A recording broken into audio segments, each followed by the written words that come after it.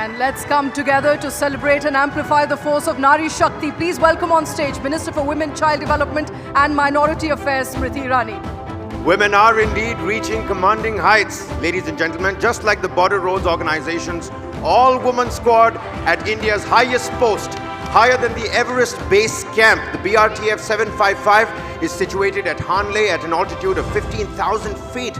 This 5-officer unit, led by Combat Engineer Colonel Ponung Doming, is the world's first all-women team to be deployed at an extremely high altitude. And the team of engineers led by Colonel Doming is supervising road construction along the line of actual control with China in the sensitive and strategically important Eastern Ladakh sector. The road is helping us guard our borders better and realize the growing aspirations of India. Kyunki banega to badega India. Without further ado, TV9 Networks and Nishant and Neha are already there. Over to you.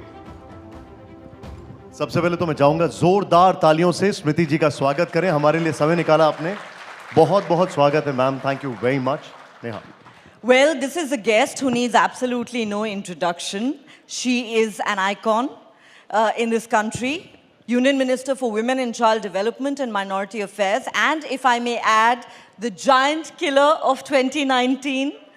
Okay. Let me ask the Minister this question. Since we are discussing today Nari Shakti and driving Mission Viksit Bharat, you know, the Prime Minister is a major votary of Nari Shakti and it's very close to your heart as well. He took a very progressive step of inducting, correct me if I'm wrong, 11 women in his Council of Ministers. One of them is in the highly coveted Cabinet Committee on Security. But unfortunately, we do not see this level of women's participation at the state level. You will agree that if India has to take the next giant global leap, we need to unlock women's power. How do we do that?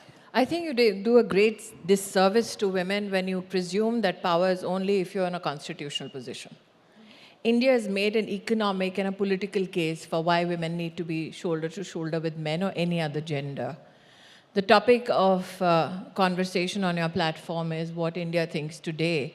In fact, what India does today, the world does tomorrow. And what India has done significantly for gender is make a case for women who are emancipated across all walks of life. So if you presume that Prime Minister Modi's gender agenda or female agenda is only limited to how many colleagues he can have in the Council of Ministers, you do disservice to his entire effort, not only as Prime Minister, but his entire life's journey as an administrator. Now, I've had the greatest of privileges to see him function as the Chief Minister of Gujarat and as the Prime Minister of India. What did he do in Gujarat, which now finds resonance across India? He's one of the first people in the office of Chief Minister who ensured that there is a digital interface with citizens across all districts.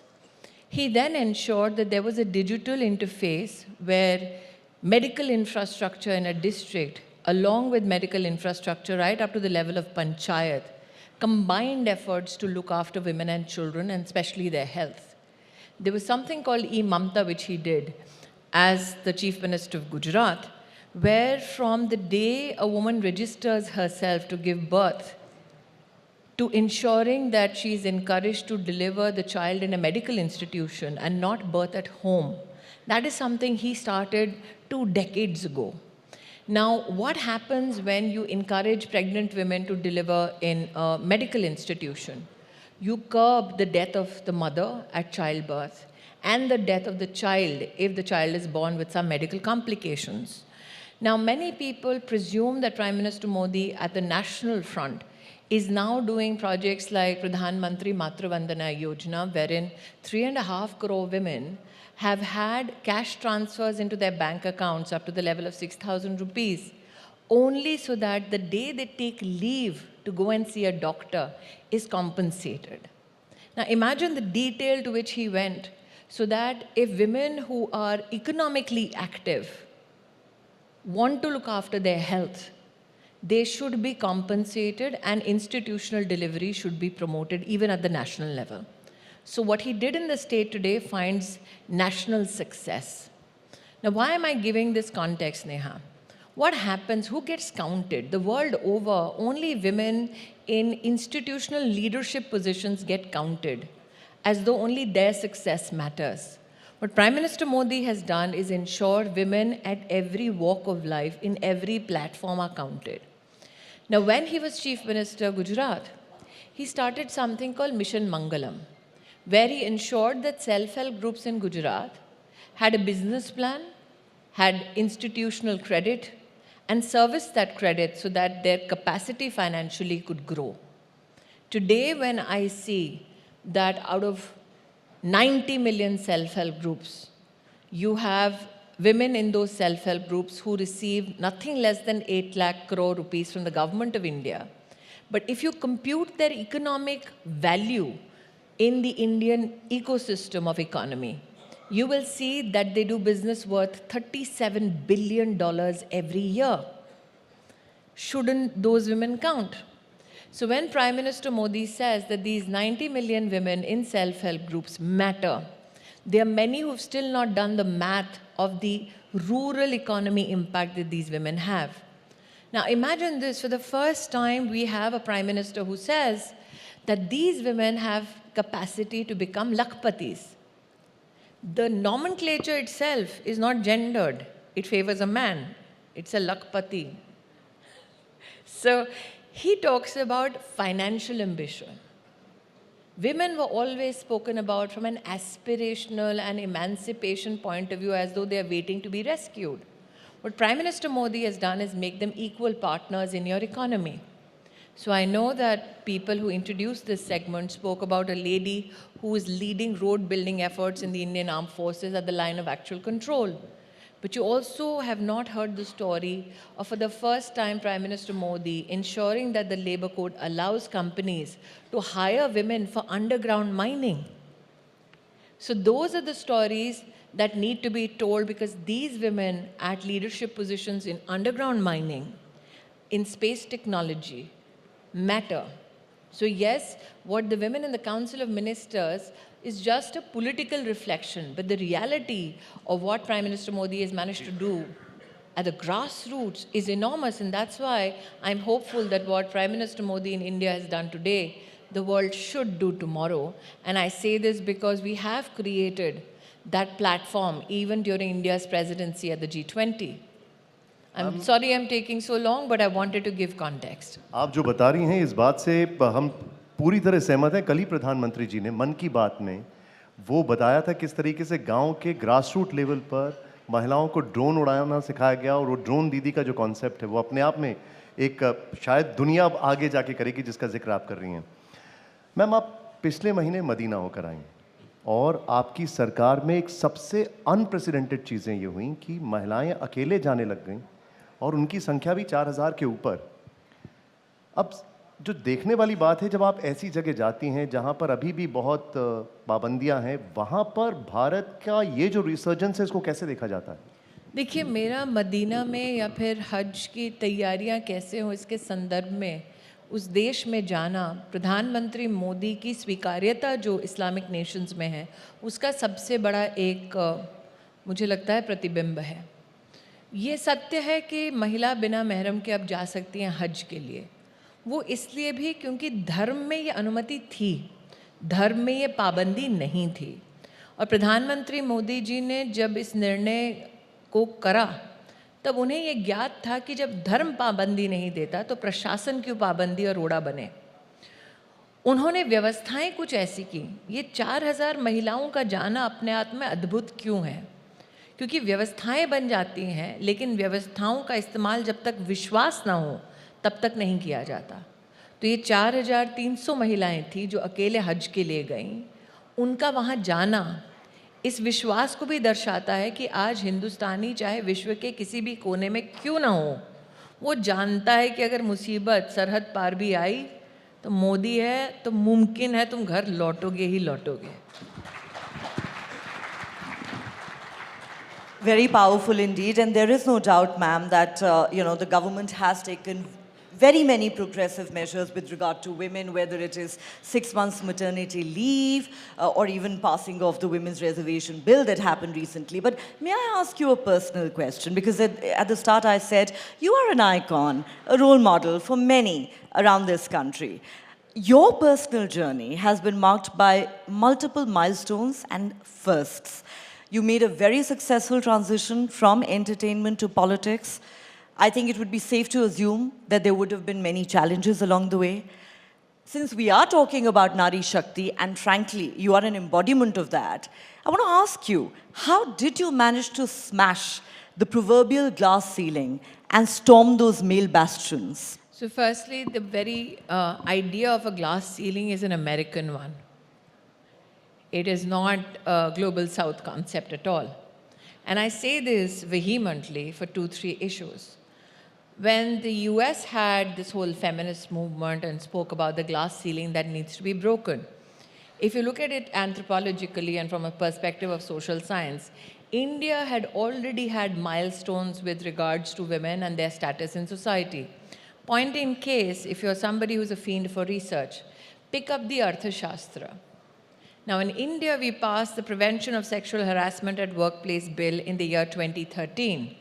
But the Arthashastra that was written thousands of years ago, in fact, has a documented evidence of what the administrator or the rulers should do if a woman at work is harassed, and especially by a public official. The challenge is that you never highlighted these aspects because these aspects never found political value. And that is when Prime Minister Modi speaks about Vikas and Virasat, that these issues become central. You have in your channel somebody who's very erudite and again, somebody who can give you a historical context of what Bharat is. Mr. Hemant Sharma is there sitting right on the front seat. He can explain to you, Chandragupta Maurya, his army had women fighting. You are the only nation that can historically evidence that in your fight for independence, you had a female ruler called Lakshmi Bai who went to war on a horse, tied her child to her back and raised arms against the British. Can you find any woman in battle with her baby tied to her back in any other war of independence anywhere in the world? You won't find it. So when Prime Minister Modi says Virasat bhi, Vikas bhi, that is the one aspect I'd like to highlight.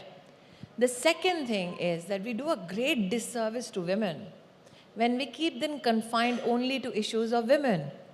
We never ask men, what are you doing for men? And you're the embodiment of everything a man should be. We try and put the woman on that pedestal and say, oh, you are great and you are the inspiration. Why do we never have conversations about men being inspirations for other men as though we are supposed to carry the burden only of our gender? So the only way that you can complement women and their capacities is to ensure that you go beyond the pedestal talk and engage them on issues of why, I still remember budget day and every woman would be asked, "Aapka kitchen kaise impact hua hai?" As though the budget for defense doesn't matter for her. Is ensured that even when you look at gender budgeting across the government's outlays, we have seen an increment of 239% in how the government spends money across all sectors, including infrastructure, and then also computes in it the value for women.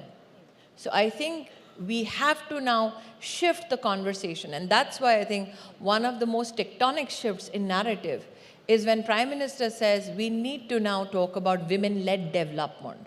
Because for too long we've been saying, Mahilaon ka vikas kar do, as though, I'm waiting for a handout. Yeah.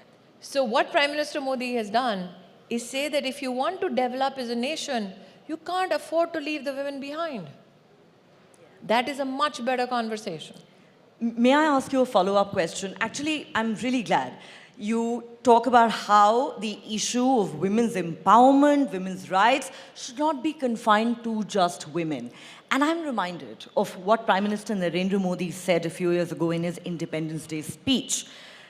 लड़कियों को बहुत समझा लिया, लड़कियों को बहुत lecture दे दिया, कहाँ जाती हो, कितने बजे घर आती हो. It is time you taught your boys how to behave with women and girls. It's time you asked them questions. See, Neha, I don't think that beating up men ensures gender justice. I'm of the opinion that when we talk about... But I'm saying this in the when I'm context of talk- women's safety. No, the issue is that when there is domestic violence, there has to be somebody in the family who's a woman who knows that the lady is getting beaten up. So like I said, if you paint and taint every man as though they are the people we need to deal with, you will not create the social balance that we need. For instance, and why do I say this? Today, try and pass a legislation for reproductive rights of women in Europe and in the United States of America. You will get a pushback from polity and from people other than polity who presumably fill the intellectual space. In India, since 1960s, there has been a conversation about medical termination of pregnancy at 24 weeks. There have been those cases that the media has highlighted in the Supreme Court of India, where women have had to go to court saying, if I give birth to this baby, either the baby dies or I die. But there was no legislation. What Prime Minister Modi did was bring a legislation for medical termination of pregnancy at 24 weeks, passed it in both houses of parliament, and not a single Indian man spoke up against it.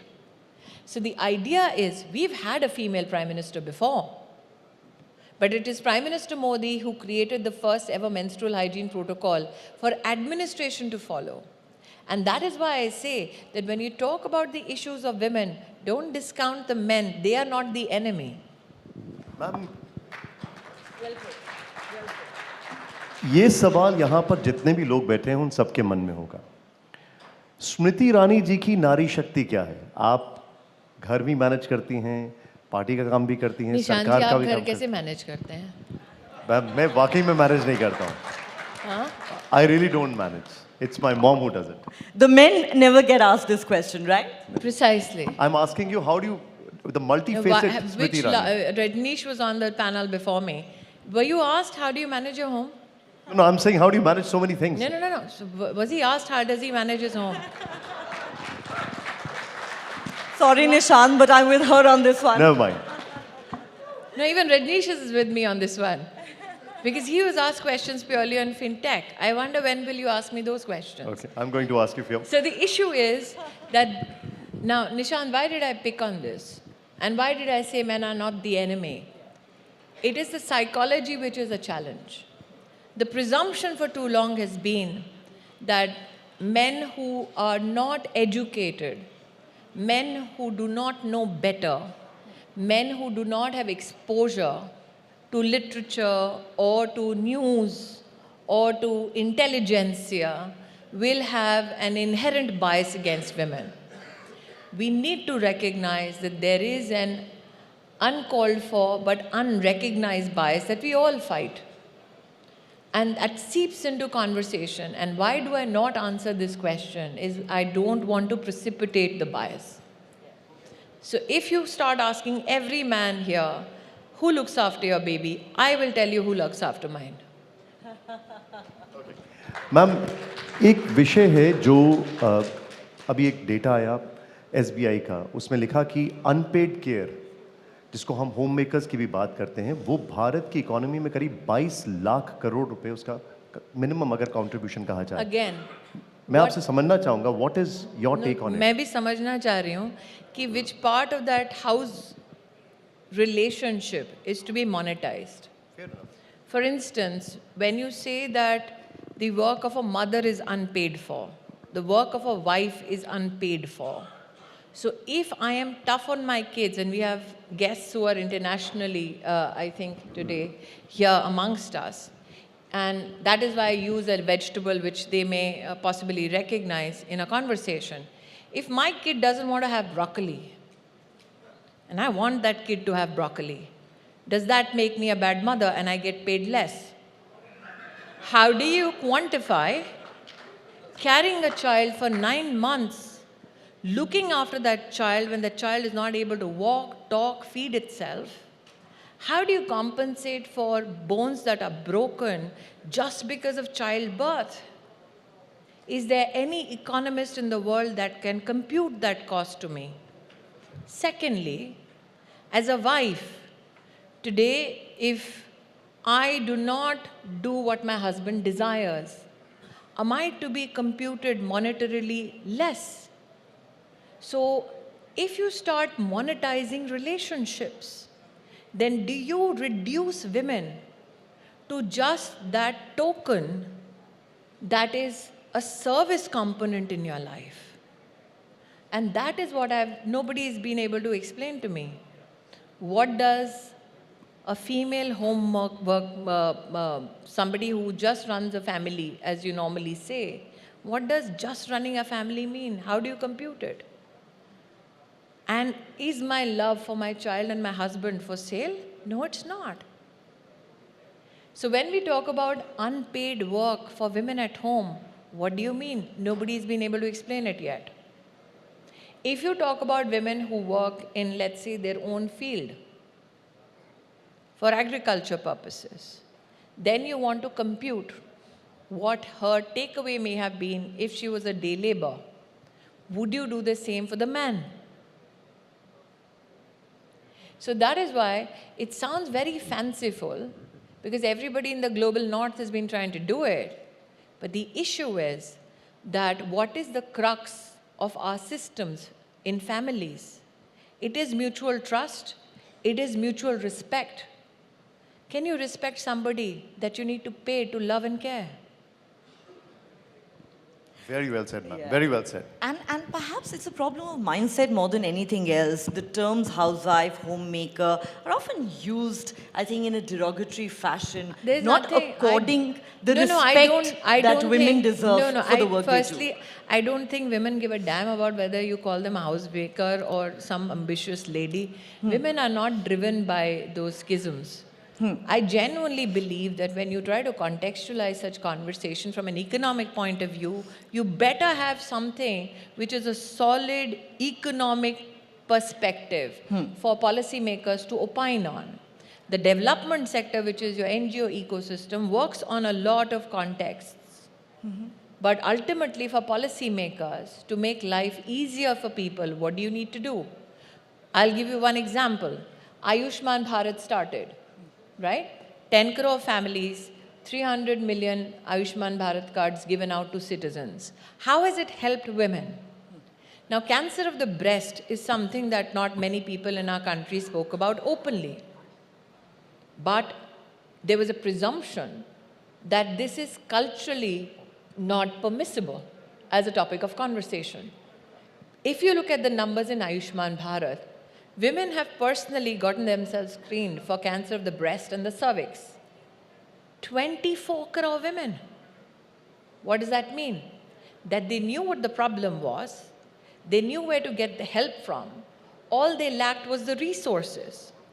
So who are these 24 crore women, the 240 million women who are landing up in medical institutions? So it was not a problem of the mindset ever. Who are these women? They are not from the elite. They are not from the educated Tier 1 cities. These are women who are the poorest of the poor. These are women who also belonged to villages. They walked up to a medical institution and said, this is my card.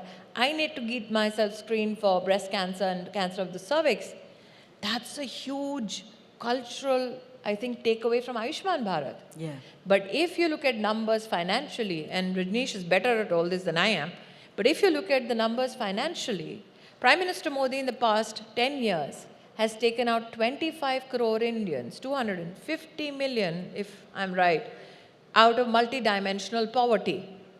Now, health and the cost of health and out-of-pocket expenses, 130 million people are out of poverty because their health needs were covered by the Prime Minister's flagship scheme.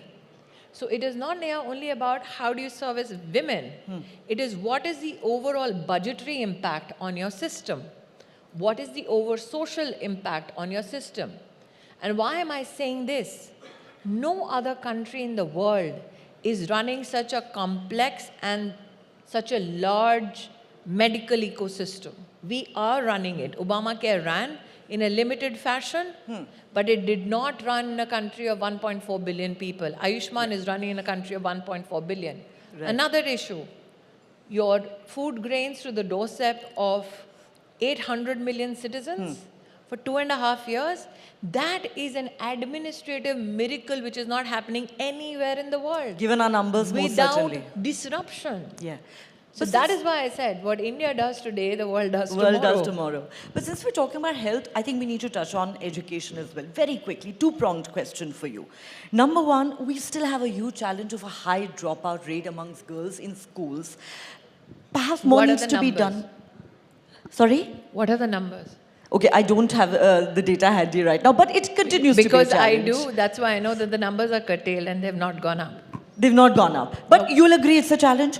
What more do we need to One, address it? none of these challenges are topical to India. Two, the numbers of dropouts has decreased. In fact, when Prime Minister Modi took over in 2014, we recognized, and I had the privilege of being Minister Education then, we created the first ever national education policy by going to 2 lakh village education councils, by going to every district, every university, every school parent-teacher organization, by leveraging MyGov, by talking to not only state governments, but every other education minister who has ever served in the history of India, who is alive and who wanted to contribute, every political organization and international partners like UN Women, UNICEF, UNDP.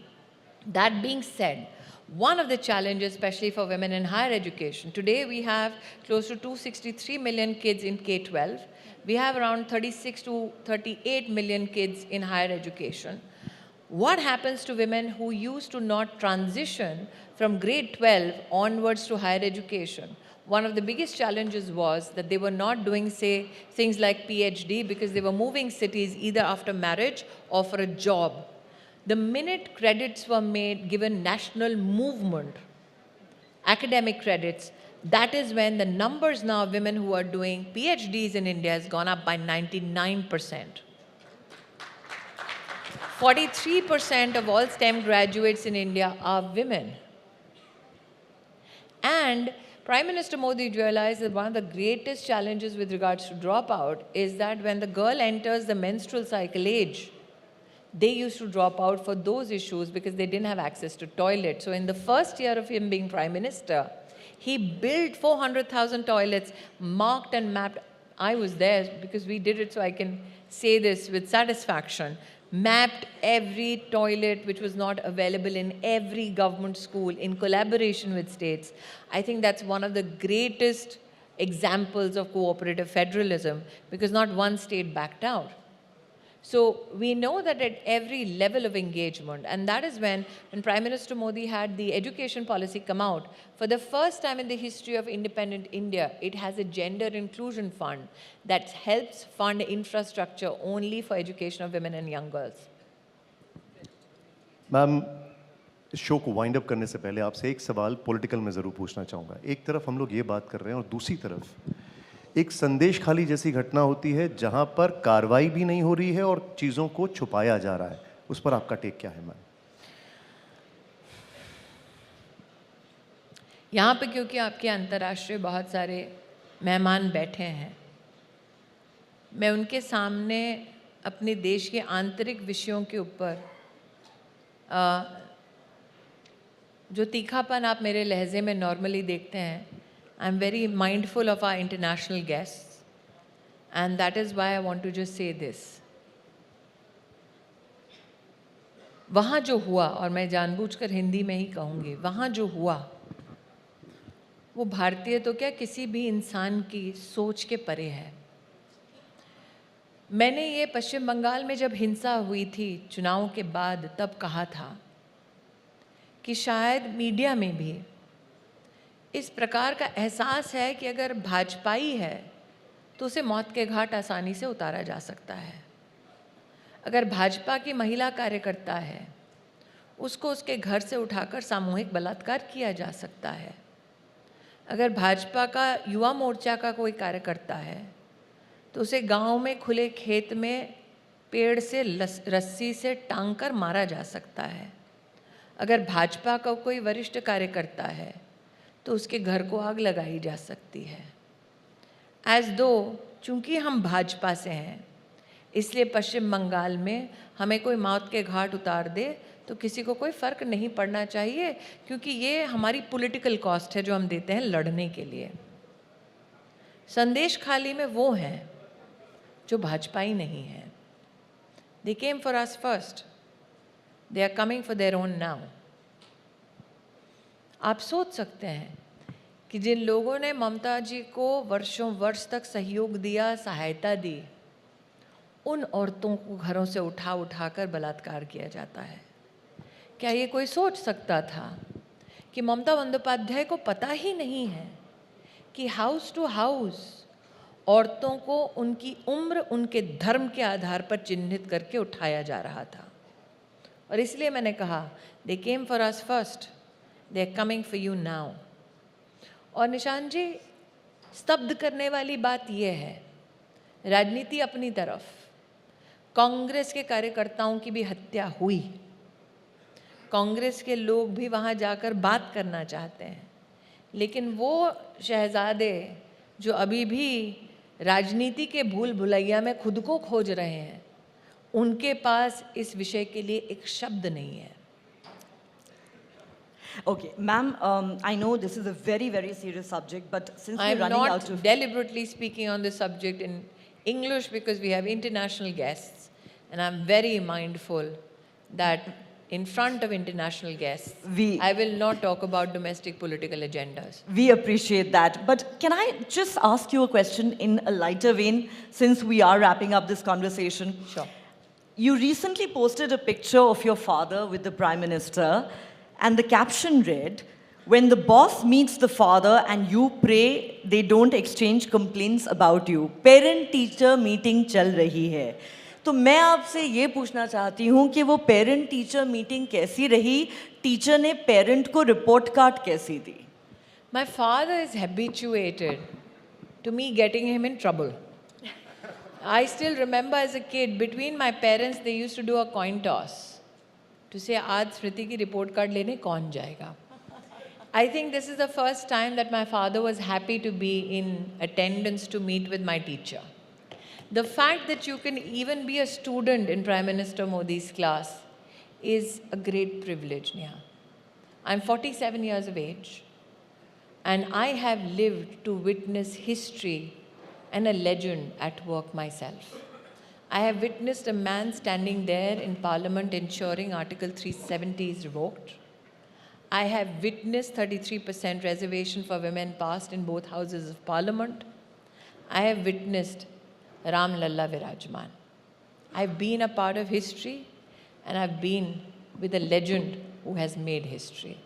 What more? Even if the fact pass है कि fail है नहीं पता, report card पे मोदी का sign है, वही उस report card को अमूल्य बना. We are sure it's an A grade. We are pretty sure of that. Ladies and gentlemen, a big round of applause for the one and only Miss Smriti Irani.